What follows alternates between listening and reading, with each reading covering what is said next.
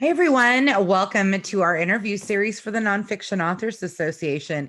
Today's session is with Katira Poland, and we're going to be talking about the three types of editing available and how to choose what you need for your manuscript.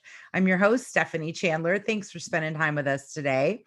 This event will last 30 minutes, and recordings are available to authority and VIP members of the Nonfiction Authors Association. If you're new to us, in addition to recordings, our community members receive exclusive templates, checklists, and other content released weekly, media leads sent out by email every Friday, access to our active member community on Facebook, discounts off our year-round nonfiction book awards program and nonfiction writers conference events, and discounts with our awesome partners, including Lulu, Findaway Voices, Office Depot, Ingram Spark, and more. We'd love for you to join us over at nonfictionauthorsassociation.com. And now I'd love to introduce our guest. Katira Poland is the CEO and founder of Love for Words, an editing boutique for writers and authors. She's also a published author, editor, poet, speaker, instructor, and cat mom to Honeycomb. She's the creator and hostess of Editor Knows Best, an international writing and editing podcast for literary professionals. Hey, Katara, thank you so much for spending time with me today. Hi, Stephanie. Thanks for having me. I'm excited. I'm a cat mom too, so I totally want to that in your bio.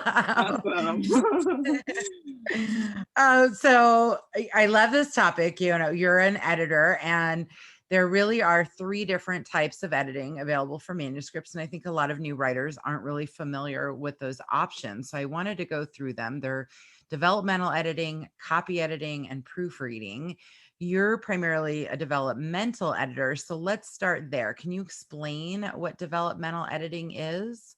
Sure. So the developmental editing is really a collaboration or a collaborative partnership between the author and the editor.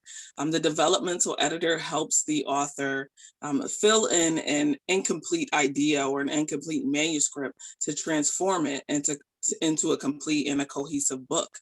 So it's kind of like a start to finish. So some of the questions that the developmental editor helps the author answer are: what is the book about, who it's for, the target market, and why you're the right person to write the book, how you should structure the book or your argument.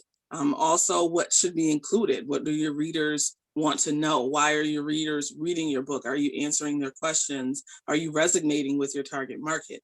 Also, what needs to be left out of the book? What doesn't need to be shared? What's irrelevant? Additionally, just helping the author along the way with motivation and encouragement. Those are really the big pieces for me. I've been doing this for 4 years now, and I've learned along the way that part of that, more like the coaching part, is really important. So a lot of the times editors do get bad raps where it's like, oh, if I go to an editor, they're going to change my voice, or I'm going to come back to a whole bunch of comments or things that I have done wrong.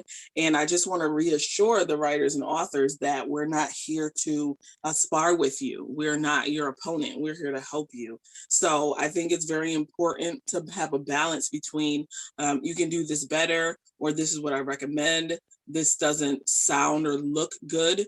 And balancing that with, you've done this very well. This you have, you've excelled in this area. You did a great job with this. This is what I like. This is what your readers will like. So for me, I'm making sure I have that delicate balance, just in editing in general, but more specifically related to developmental. Again, we're there to help you fill in any gaps. So if you're using terms that maybe your reader is not familiar with, you probably want to define it. So the developmental editor will say, hey, this is vague, consider adding a definition. And one of the books that I worked on is a home buying book, and there were lots of terms, related to real estate that a lot of new home buyers don't know. So I suggested that the author include a glossary. So again, those are other things that the developmental editor are going to be looking at, making sure that everything is cohesive and makes sense. It's easy to read. You're not leaving your readers hanging, and that you have a full and complete manuscript.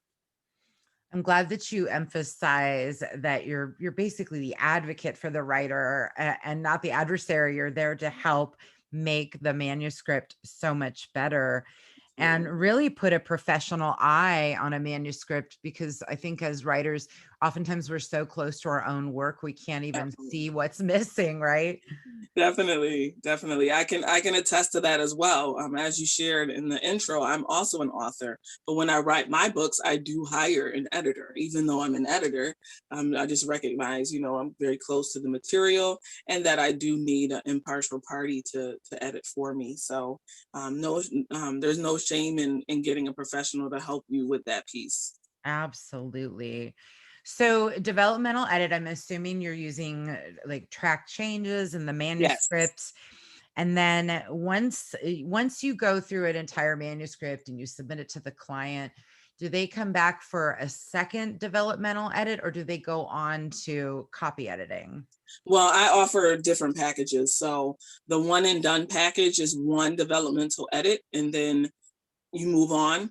The second package it's called, oh my goodness, I can't remember the name of it, but it includes 2 rounds. So I do the first developmental edit, and then you come back with whatever changes, suggestions, edits that you have, and then I'll do another round. So it really depends on the client. Most of the clients that I work with, it's usually one and done. So I'll do the developmental edit, and then they will, ask me to do a proofread, or they'll, have another proofreader take a look at it before it goes to publishing. That's great. And then not every manuscript needs developmental editing, right? So who should consider developmental editing? So again, if you don't, if you're unsure about who your target market is, if you're not sure how to structure your argument or the manuscript that you have, if you're not completely sure what topics you want to cover in the book, if you're not sure what to include or what research you need to do, or if you need to include studies or the content, those are all questions that you would ask the developmental editor, and that's what the developmental editor will help you with, making sure that everything in the book is necessary, that is succinct, that it makes sense, again, that you are resonating with your target market, and you know who your target market is. So those are the elements that, if you recognize that you don't know the answer to those questions, or you need more help with those questions, that's when you would tap a developmental editor. And maybe it's also for people who where writing doesn't necessarily come naturally. I think For some of sure. those folks appreciate developmental editing because they're just not entirely confident in their ability to get their points conveyed. Would you agree with that? Definitely. The developmental editor, again, can pull that out of you. So a lot of times when I do an edit, I'll write in the comments. I'll just I'll ask a question, or I'll make a comment like, okay, you need to expand on this, or is this really true? Or why did you say this? Because sometimes people will make a statement, but there's no backing to it. It's just a generalization. So I definitely agree with that, and that the developmental editor can support you if you do feel you need more help with your writing.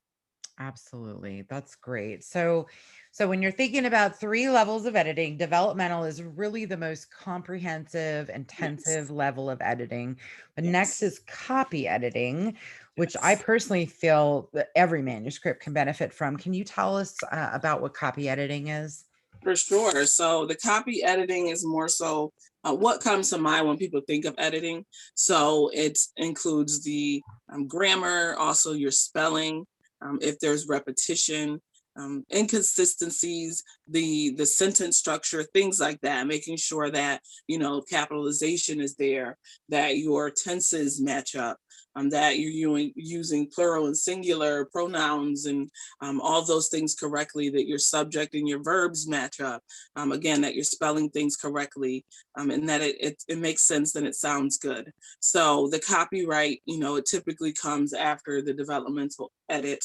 And it's really just, I guess, I don't know the word I would describe it. It's more of a surface level versus developmental is very in depth. So the copyright usually doesn't take as long unless it's a manuscript that has a lot of, grammar mistakes and spelling. But it's not as intense. It's very much like on a surface level presentation edit. That's what we'll call it. So that's what that consists of.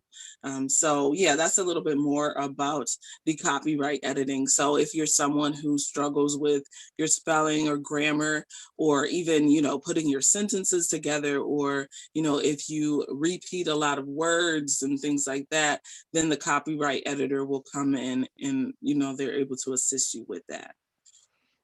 Yeah, one of my pet peeves as a publisher for a long time as well is when an author says, well, my sister edited the manuscript and she's an English teacher, or my cousin's sister did the job. Well, because another big consideration in publishing is that we follow the Chicago Manual of Style. So wouldn't you agree that's a really important, one of the many important reasons to hire a professional editor? Definitely. It makes a huge difference. I know some writers hesitate to hire an editor. It's not the cheapest part of your publishing process. So Yeah. some people, hesitate with that. And then, as I shared previously, some people are afraid that their voice will be changed. But I always, encourage clients and prospective clients that you're paying for value and that editing is an investment, not an expense. So you have to decide, how important your book is and whether or not the way that it's presented to the world matters to you and how important that is to you. So, if you don't have a high value on, making sure that you're spelling words correctly and that your grammar is good and you're connecting with your target market, then perhaps, having a friend look at it is good enough. But if you are, again, if you want a solid manuscript that you're proud of, that is as excellent as it can be, then you do want to invest in getting an editor and a professional who can assist you with making sure that your book is good to go. For sure. And I really believe in at least no less than 2 rounds of editing on a manuscript. And the fact is, the traditional publishers do 3 to 4 rounds. Right. So after copy editing comes proofreading. What's the difference there? Yeah, so the proofreading is the final dusting, we'll say. So they're kind of like the final gatekeepers. They're just dotting I's, crossing T's. Again, making sure that, there's nothing that maybe was accidentally changed between the developmental and copyright stages. Again, spelling, capitalization, making sure that you have all the punctuation that you need where it's supposed to be, that the fonts are all in line, that you don't have different fonts throughout the book, at least not intentionally. Also, the sizing of the text, so just giving you that overall finishing touch, kind of like after you get your makeup done and they spritz you with the moisturizer. It kind of just makes it all look that much better, gives you that shine, that polish. And again, it's more so like a presentation edit, making sure it looks good to the eye. So I definitely recommend that.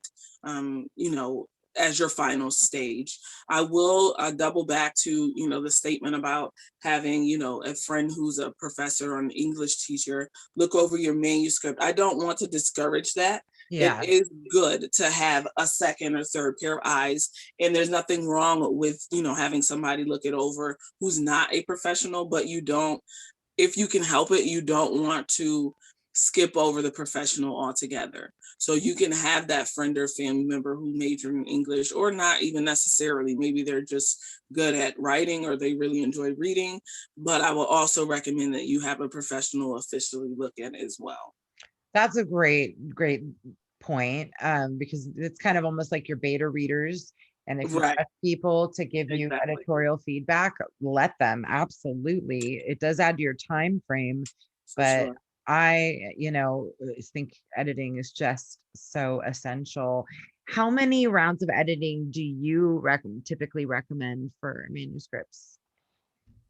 It really depends on the manuscript. So Typically, I mean, with a lot of my clients, it's typically one round of editing. I work with, I work with clients who are former authors, so they kind of have that background knowledge of what the book should look like. So it doesn't usually require heavy editing or multiple rounds of editing, but it really depends on the person. So for writers and authors who are looking to write, you have to be honest with yourself. So if you're someone again who does struggle with writing and being, explaining yourself fully, or you stumble over your words, or you write the way that you talk, or, grammar and spelling are not your, strong suits, then you have to say that to yourself. You know what? I'm not the best of writers. I've never taken, writing courses. I didn't do very well in writing. It's not something I enjoy, or, something along those lines. So I would definitely benefit from 2 rounds, just because I know the way that I write is not published ready writing. So it really depends on you, and being honest with yourself about how you write. So it's very subjective. I'm at least one, but again, it depends on the writer. Well, I think I'm a pretty decent writer, but I'm also a perfectionist. My last book went through 4 rounds of editing. I wanted Wow. lots of professional eyeballs on it. Yes, And it's amazing because every new set of eyes catches something the previous set didn't catch. exactly. So Exactly. it's really good. Yeah. I was going to say, tied to that, one of the things that often comes up too when I'm, in conversation with clients or prospective clients and other literary professionals and editors, is this idea of perfection. So, editors are not perfect. Yes. Grammarly is not perfect. Microsoft Word is not perfect. So I do feel like it's not beneficial to expect perfection, just because there are so many, like you just said, you had 4 rounds of editing, and each person still found some things that could be made better, or mistakes. So I don't encourage writers and authors, or even editors, to expect perfection. I find that a lot of time when I'm working with authors who want everything to be perfect, they tend to be more stressed out about their manuscripts, and it just proves to be very stressful and very heavy on their shoulders. So I definitely promote excellence, absolutely, but perfection.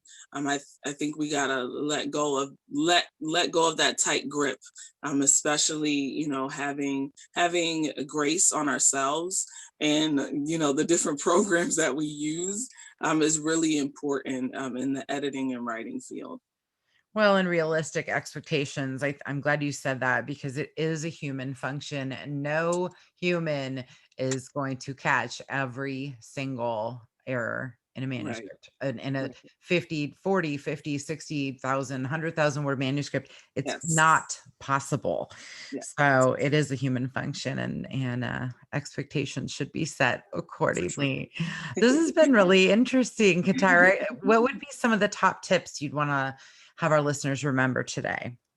So, specifically, if you're working with a freelance editor, or an editor who has their own business, I would just remind the writers and authors that the manuscript belongs to you. So an editor can make a suggestion or make a change, but at the end of the day, the book belongs to you. So I think a lot of authors don't realize that. They feel like, oh, I have to take this suggestion, I have to make this change because that's what the editor said. And that's not the case. And again, this is specifically for freelance editors. I know that, traditional publishing, it's different. There's more restrictions there. But when you're working with a freelance editor, I just encourage you to remember that. You have the final say of what your book sounds like, what it looks like, what's in it, what's not in it, the book cover, all of that. So that's one thing that I would definitely recommend. And then the other piece is just being authentic in whatever you're writing. Yes, it's okay to have role models and be inspired by others, and maybe even in some respects try to mirror others, but you have to write the book the book has to come from you. Mm, People don't want to read a copycat. They don't want to read, something that is you know, making an attempt to copy somebody else verbatim. So just make sure that you're being authentic to yourself, that you're being honest, and that you're not attempting to be a copycat to another book or another author or another style. And just remember that you want to connect with your target market, and your target market wants to read your book. They don't necessarily want to read, a book written by someone else, just penned by you, if that makes sense. Yeah, great points. Tell us about the services you offer and how our listeners can connect with you. Sure. So I do offer developmental editing services. I also do proofreading as well. You can visit my website, polandllc.com. That's POLLAND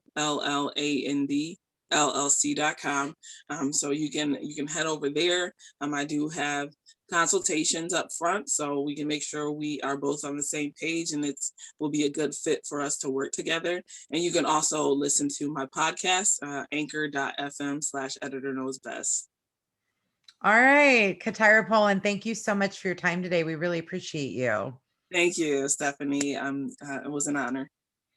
And thank you so much to all of our listeners for joining us. We conduct these interviews every Wednesday. You can check the schedule on the website or sign up for our mailing list so you're always in the know over at nonfictionauthorsassociation.com. I hope you all have a spectacular day.